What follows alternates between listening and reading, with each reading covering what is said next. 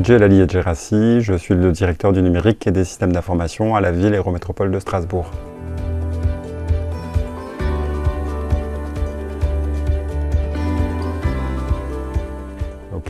Alors déjà, je vais vous donner le contexte de la collectivité. Donc on est en fait à la ville Eurométropole de Strasbourg, avec une particularité par rapport aux autres collectivités, c'est qu'on est sur une administration mutualisée pour gérer cette collectivité, ce qui veut dire gérer toutes les activités de ces deux collectivités.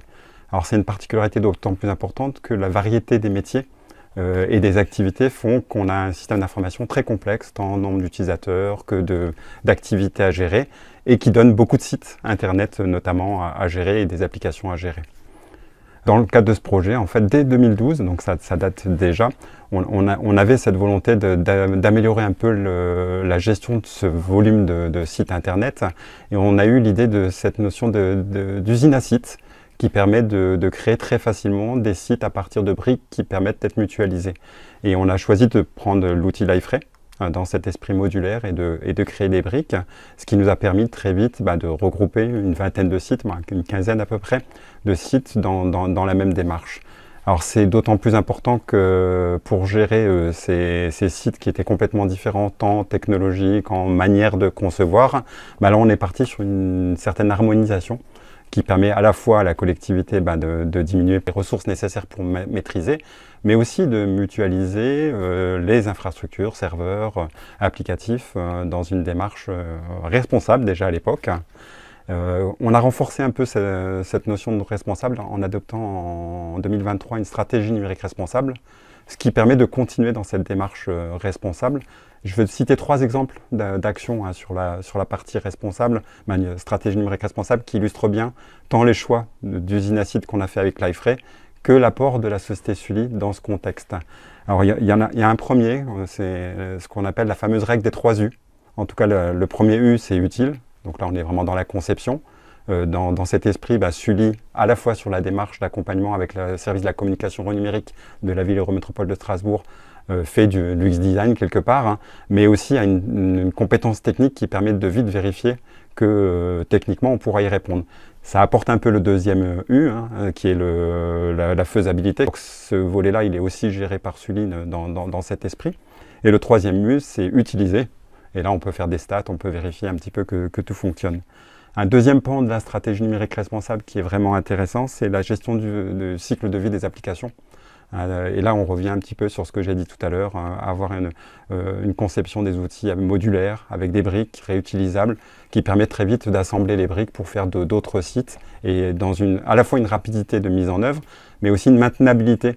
Et là aussi, Sully, avec son expertise sur Liferay notamment, ça permet d'avoir aujourd'hui des solutions qui sont maintenables, avec une vraie gestion des versions de Liferay notamment, qui permet de toujours être à niveau, ou le plus à niveau possible, tant pour des problèmes de sécurité que de fonctionnalités qu'apporte Liferay au fil de l'eau. Le dernier point que je voulais donner comme exemple, c'est l'accessibilité. Donc c'est quelque chose qui tient vraiment une importance forte au niveau de la stratégie numérique responsable. Et dans ce cadre-là, Sully, avec sa compétence, a travaillé avec le service de la communication numérique aussi pour essayer de rendre le plus accessible possible nos sites, en sachant que le site complètement accessible 100%, c'est peut-être des sites qui sont finalement pas utilisables. Donc on est vraiment dans cette utilisabilité des sites derrière. Pour finir, peut-être un axe d'amélioration, parce que même si ça fait plus de 10 ans qu'on travaille dessus, on est en train de regarder aujourd'hui pour transformer un petit peu l'usine à site en un outil encore plus facilement utilisable directement par les utilisateurs. Là aujourd'hui, on a un accompagnement assez important de Sully et puis de la communication numérique vers les directions métiers. L'idée, c'est de se dire, demain, cette usine à site, elle sera peut-être presque utilisable complètement par nos utilisateurs. Et les dernières évolutions de Liferay vont en ce sens, donc en termes de gestion de contenu notamment, qui va permettre d'apporter, j'espère, cette fonctionnalité assez rapidement.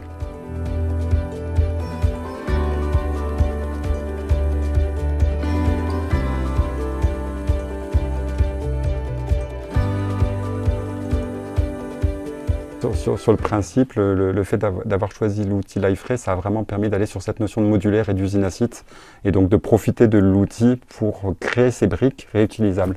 Et l'esprit même de Liferay est dès le départ dans cet état d'esprit. Donc du coup, le fait d'avoir cette volonté d'un côté et l'outil capable de le faire, on a pu aller au bout, quoi.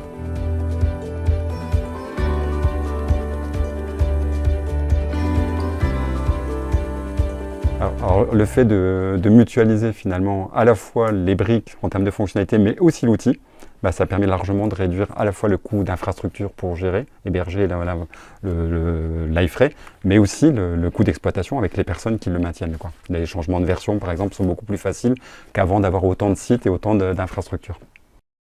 Je suis Sébastien Quetteville, je suis webmaster à l'Eurométropole de Strasbourg et donc j'utilise l'iFrame depuis mon arrivée à l'Eurométropole, donc depuis à peu près 2 ans et demi.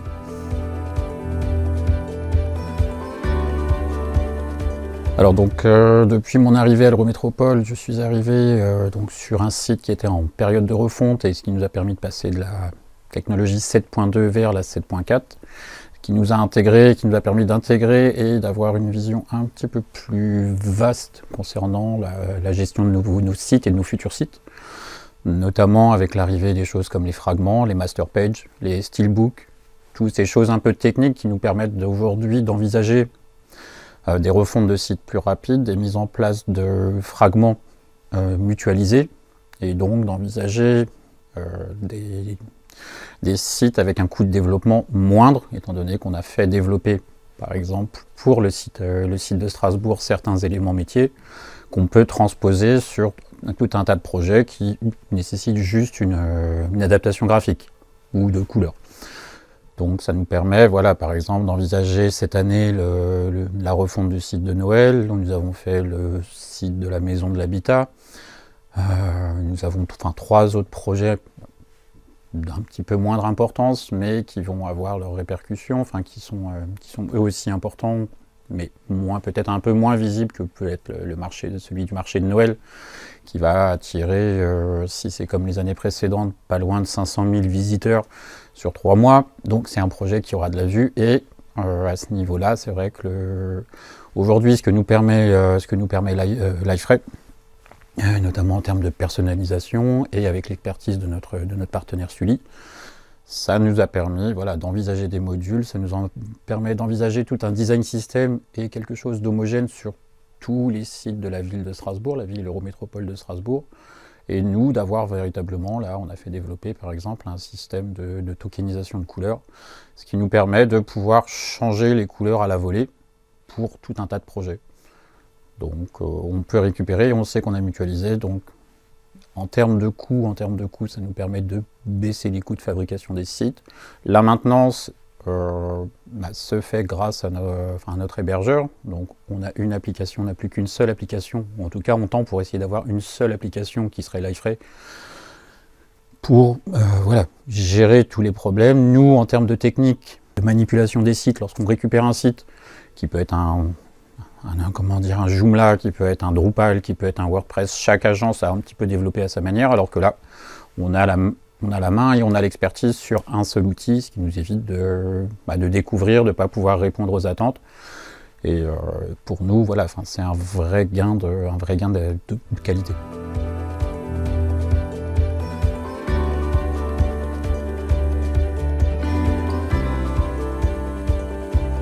C'est justement le côté, on a un outil qui permet, d'un point de vue socle technologique, bon, voilà, on est sur quelque chose qui encaisse des montées en charge, qui est très structuré, qui n'est pas forcément en termes de développement, qui n'est pas forcément à la portée de tout le monde, mais c'est peut-être ce qu'on va rechercher, ce qui nous permet aussi d'avoir un niveau de sécurité, parce qu'en termes de hacking, ça va limiter les petits bricoleurs qui veulent essayer de pirater votre site WordPress. Là, il faut quand même un niveau de technicité au-dessus. On a quand même un taux de disponibilité très élevé, tout en ayant aujourd'hui, avec l'apport des fragments et des développements comme on peut gérer par exemple aussi avec les collections qui vont se coupler par exemple avec des étiquettes ou des catégories, ce qui nous permet d'avoir après des modules finalement assez user-friendly. Donc voilà, on est sur un outil qui pour moi aujourd'hui est accessible, qui aujourd'hui de la manière dont on l'a développé, nous permet d'avoir tout un tas de fonctionnalités, tout un tas de modules, et se baser sur du robuste. Donc pour moi, on arrive à allier presque le meilleur des deux mondes.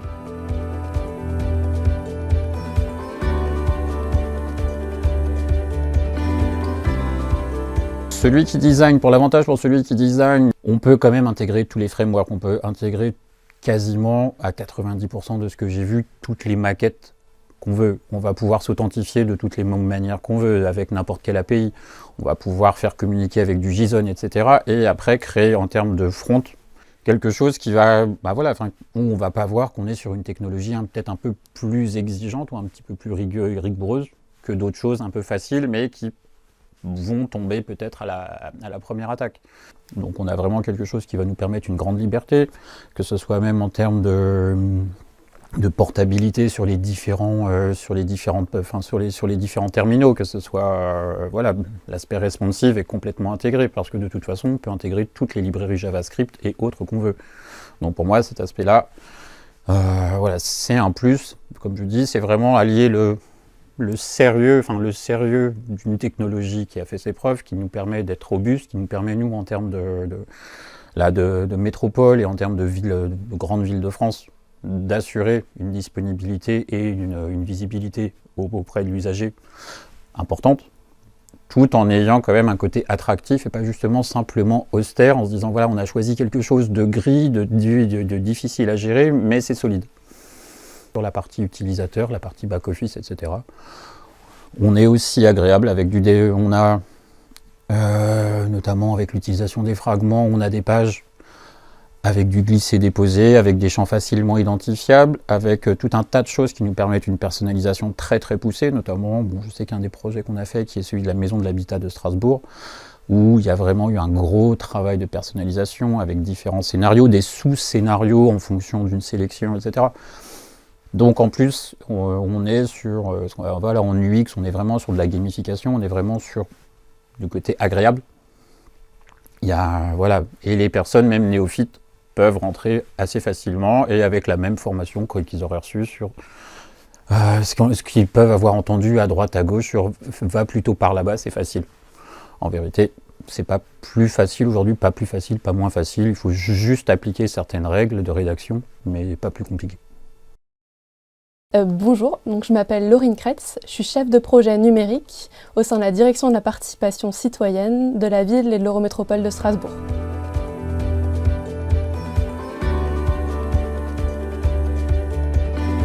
Oui, alors moi je suis responsable du site participer.strasbourg.eu, c'est le site dédié à la participation citoyenne. Et mon rôle consiste à faire évoluer le site et à expérimenter de nouvelles façons d'impliquer les habitants de Strasbourg et de l'Eurométropole avec le numérique. Alors le site il permet aux habitants de s'informer sur les démarches de participation citoyenne, de donner leur avis et de proposer de nouvelles idées. Ces projets ils vont de l'extension de la ligne de tram par exemple, ça peut être de l'aménagement d'aires de jeu pour les enfants, mais aussi sur d'autres thématiques comme la culture ou l'environnement. Et ce qui rend du coup notre site un peu particulier, c'est que même notre site, il est issu d'une démarche de participation citoyenne. En 2017, en fait, il y a eu un sommet citoyen à Strasbourg, il y a eu 30 propositions d'habitants, et l'une d'elles, c'était de développer la participation citoyenne via le numérique. Et donc, c'est comme ça que notre site est né. Aujourd'hui, la plateforme, elle compte plus de 27 000 abonnés, et on dénombre plusieurs milliers de contributions numériques, que ce soit des votes, ou via l'espace commentaire ou des réponses à des questionnaires. Les habitants ils peuvent donner leur avis sur les projets, ils peuvent déposer ou signer une pétition citoyenne, ils peuvent proposer une idée d'atelier de quartier ou proposer et voter pour un projet du budget participatif. Chaque personne qui dispose d'un compte sur notre plateforme peut aussi, via son espace personnel, suivre son activité citoyenne. On a aussi sur le site un outil de cartographie et un moteur de recherche.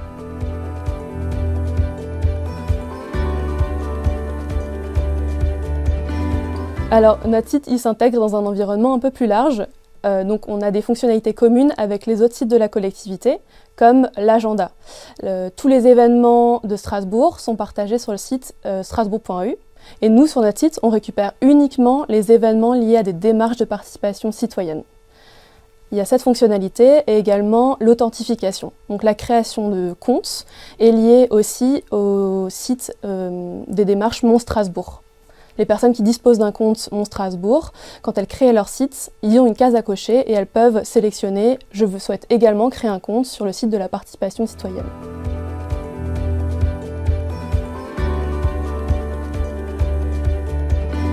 On travaille avec Sully depuis le début, depuis la création de notre site, et ils ont su s'adapter à certaines de nos contraintes et à nos multiples dispositifs. On continue donc de faire évoluer notre site avec Sully pour notamment faire développer l'accessibilité et la lisibilité de nos démarches. Cette année, avec Sully, on a pu développer le vote pour le budget participatif. C'est 2 millions d'euros qui sont affectés à des projets citoyens. Et donc cette année, la nouveauté, c'est qu'on a souhaité mettre un vote négatif. Les gens avaient 5 votes positifs pour les projets déposés, et ils en avaient, une fois qu'ils avaient utilisé leurs 5 votes, ils avaient un dernier vote négatif qu'ils pouvaient allouer à un des projets qui était soumis au vote. Grâce à la souplesse de Sully, on a pu développer cette solution d'un nouveau vote négatif cette année pour le budget participatif. Bonjour, donc je suis Mathias Tréfaut, chef de projet numérique au sein de la direction de communication de la ville et de l'Eurométropole de Strasbourg. Donc j'exerce mes fonctions depuis 5 ans maintenant.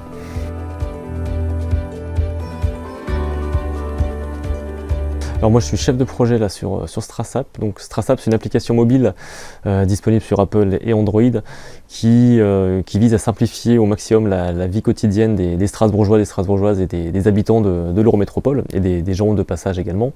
On va avoir tout un ensemble de fonctionnalités qui vont être à la fois retrouver les horaires de mairie, les horaires et la fréquentation des piscines, la disponibilité des places de parking, les conditions de circulation. Donc en fait on a tout un ensemble de données qui arrivent dans l'application, et en fait le principe c'est que les gens vont personnaliser leur fond d'écran, leur application, pour obtenir les informations dont ils ont besoin quand ils en ont besoin. Donc finalement chaque utilisateur aura une version différente de StrassApp en fonction des favoris qu'il va mettre sur son écran d'accueil.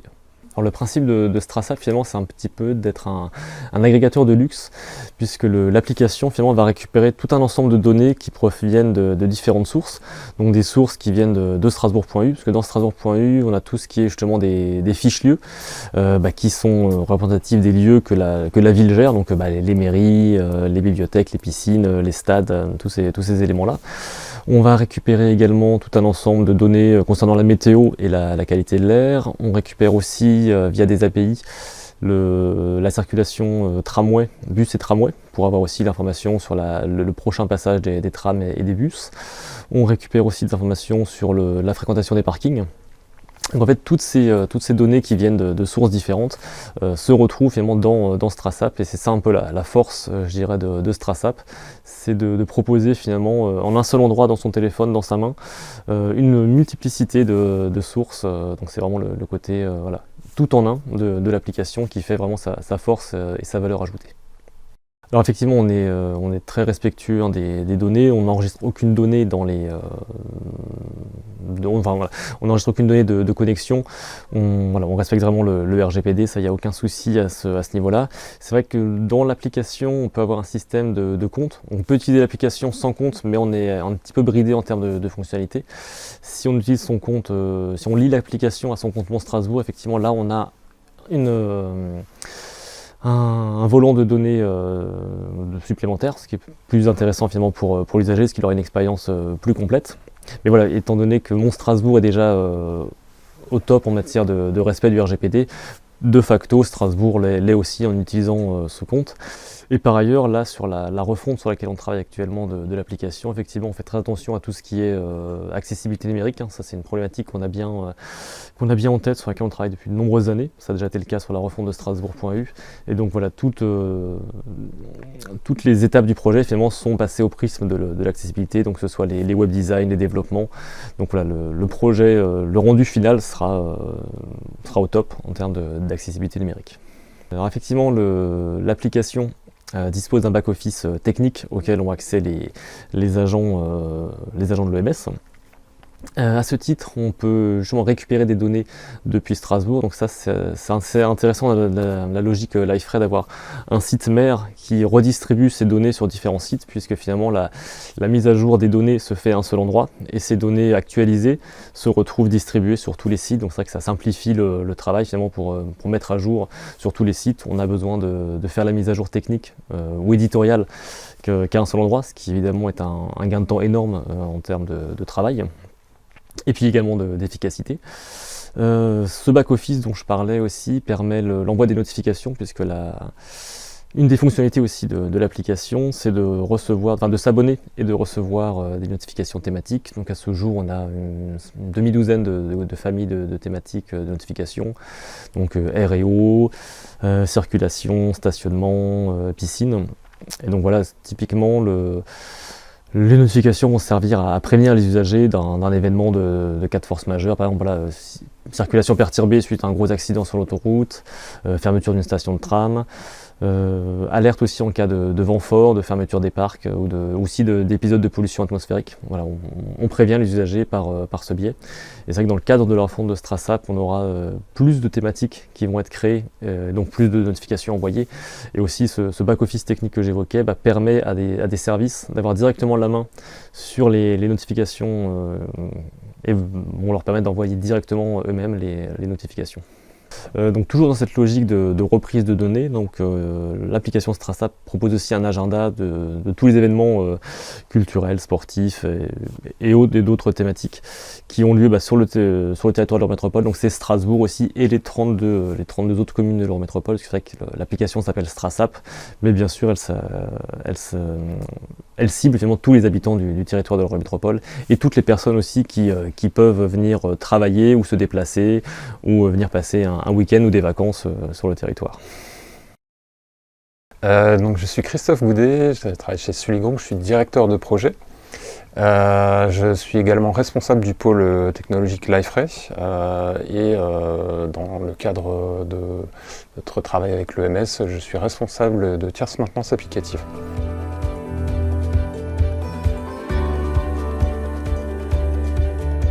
Alors avec la métropole de Strasbourg, donc on travaille sur une usine à sites basée sur Liferay, donc qui regroupe à peu près une quinzaine de sites qui sont de nature un peu différente. Il y a des sites éditoriaux, il y a des sites un petit peu plus connectés avec le SI, il y a un site sur les votes pour les élus, il y a un site de participation citoyenne.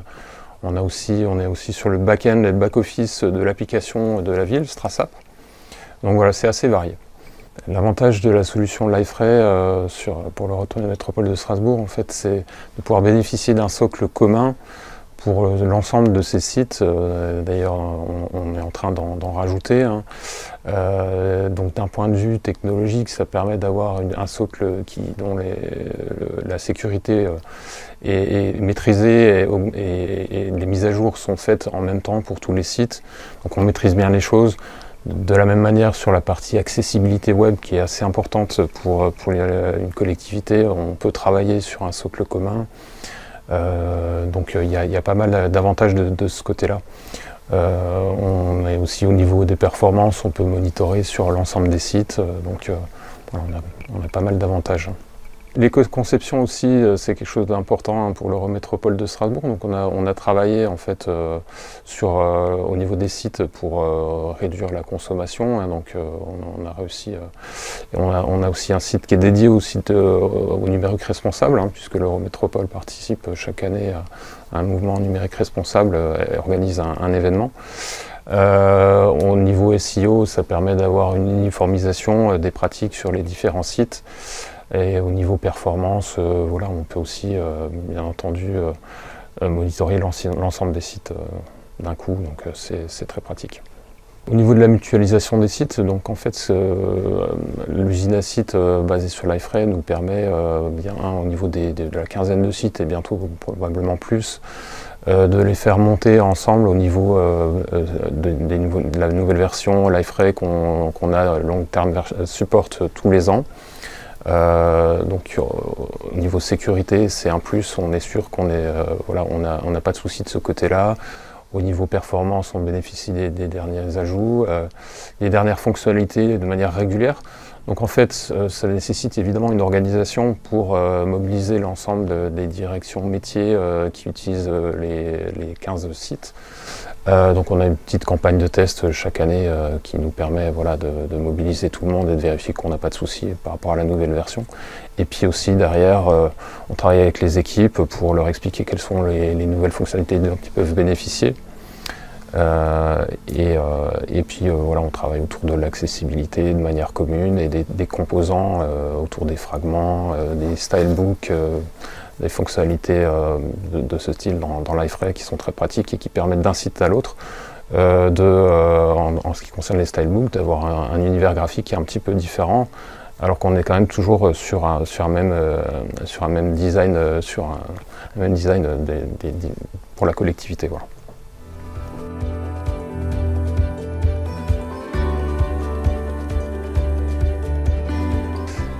Sully Group, on travaille en fait, c'est assez pérenne, hein, on travaille depuis 2013 avec l'Eurométropole sur l'usine à site. On a fait toutes les montées de version au fur et à mesure du temps.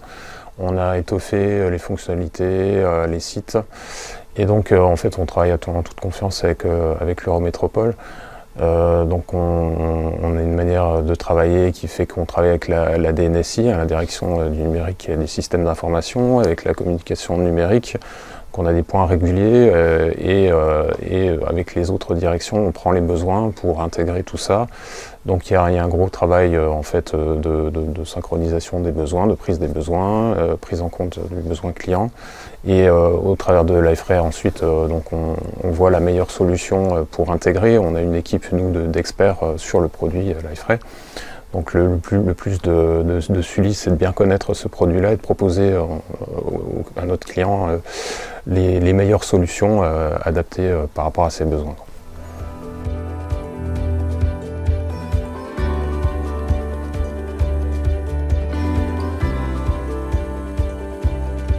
Sur ces années, ouais, notre rapport principal, je pense que c'était avoir une équipe qui est stable et vers laquelle l'Eurométropole peut se tourner, autant d'un point de vue technique que fonctionnel. On est à l'écoute de leurs besoins, donc on a pu répondre à chaque fois qu'ils avaient un besoin un petit peu différent, voir comment on pouvait intégrer ça dans le produit. Évidemment, nous, la plus-value aussi, c'est d'utiliser correctement le produit, donc avec l'utiliser de la bonne manière en utilisant ses points forts. Donc c'est ce qui fait que on a des personnes expertes dans l'équipe qui ont suivi des formations adaptées et qui travaillent depuis très longtemps. On a une équipe qui est assez stable, donc ça permet bien entendu, par rapport à notre client, de travailler en toute sérénité. Bien sûr, Elena. Donc moi, je suis Nicolas Petit, je suis un compte exécutif chez Liferay et j'accompagne mes clients du secteur public dans leur transformation digitale.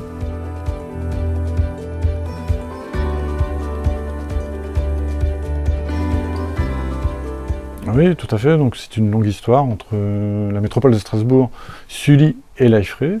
Nous travaillons ensemble depuis plus de 10 ans maintenant pour offrir une expérience citoyenne, offrir une communication quotidienne à l'agglomération et aux citoyens de Strasbourg. Liferay, c'est donc une plateforme technologique qui permet de créer des applications omnicanales et personnalisées. Et donc, grâce à Liferay, aujourd'hui, la métropole de Strasbourg communique à l'ensemble des citoyens en fonction des différentes thématiques, en fonction de l'actualité strasbourgeoise. Donc, grâce à Liferay, la métropole de Strasbourg possède une plateforme technologique unifiée qui permet de créer une usine à site et de pouvoir déployer en un temps record une communication officielle et naturellement omnicanale. En 10 ans, effectivement, la plateforme Liferay a évolué en même temps que les enjeux de l'équipe de Sully et de la métropole de Strasbourg.